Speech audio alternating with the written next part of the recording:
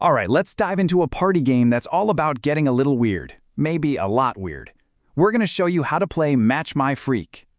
And yeah, that is the actual tagline of the game. So you kind of know what you're signing up for, right? It's all about one thing: guessing how your friends answer some, let's just say, very revealing and probably pretty embarrassing questions. So you're going to want to grab your friends, maybe tell them to leave their inhibitions at the door, because we are about to break down everything you need to know to get this game going and, start digging up some secrets. First up, what is this game really? What's the goal? Well, it's actually way simpler and maybe a little trickier than you'd think. See, the goal is to win or lose together. That's the key. This is not a game where one person is crowned the winner. Nope, it's totally cooperative. The whole team is playing against the game. Think of yourselves as one big, weird, maybe slightly dysfunctional family just trying to prove you actually know each other. Okay, so to play, you're going to need a few things. Let's call them your tools of torment. First off, you've got the question cards. These are the absolute heart of the game, okay? There are 150 of them, and they're packed with questions designed to make you think, probably squirm a little, and definitely laugh.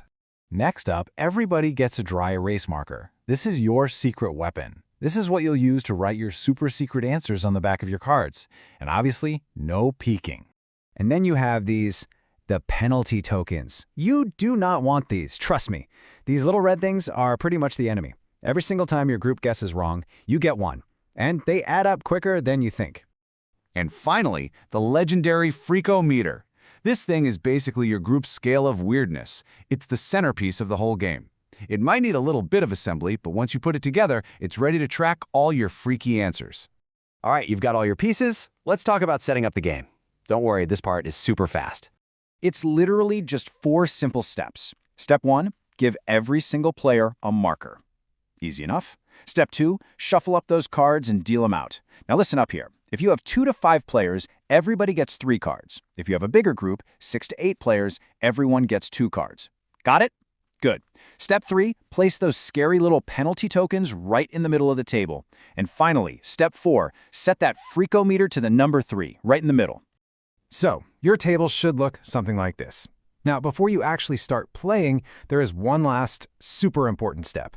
Everyone needs to quietly take their own cards, read the questions, and then secretly write an answer on the back of each one.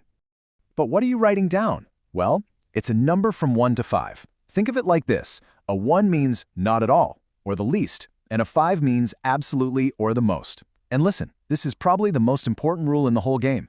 You have to be honest. Seriously, the whole game only works if you write down what you really think. Okay, setup's done. Your secret answers are written down. Now it's time to get into the really good stuff. Let's talk about how a turn actually works. So let's say it's your turn. What happens now? What do you do, and what does everyone else do while you're in the hot seat? Okay, first things first. The person whose turn it is picks one of their cards and just reads the question out loud. That's it. For a minute, their job is done. Now, the real fun begins for everyone else, because you all have to become detectives. So, as a group, your job is to talk about that player. You debate their personality, their weird habits, their entire life story. You really have to work together as a team. And your whole discussion boils down to one question. Is the secret number they wrote down higher than the number on the Freakometer? Is it lower, or is it an exact match? The catch, you all have to agree on one final answer. And the person whose turn it is, they have to stay completely stone-faced. No talking, no hints, no weird eye movements, nothing. Once the group has locked in their guess, it's the moment of truth. The player reveals their number. And, well, one of 2 things is about to happen. If you guessed correctly, nice. Great job. You're one step closer to winning. You get to breathe a sigh of relief, no penalty for you. The player gets rid of that card, and then you set the Freakometer to that new number. So the target changes for the next turn. But if the group got it wrong, well, your team takes a penalty token. Ouch! That little red token is a painful reminder that you don't know your friend as well as you thought. And the Freakometer, it stays right where it is. So that's the loop. You go from player to player, guessing and either getting it right or collecting those dreaded tokens.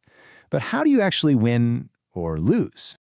Okay, I need you to burn this number into your brain. 3. This is the magic number, or the tragic number, I guess. It's the number of penalty tokens that means it's all over. So here's how it all shakes out. You win if your group manages to get through all of the starting cards you dealt out, and you have fewer than 3 penalty tokens. If you do that, everybody wins. But the second your team gets that 3rd penalty token, at any point, it's game over, everybody loses. Together. And that's really it.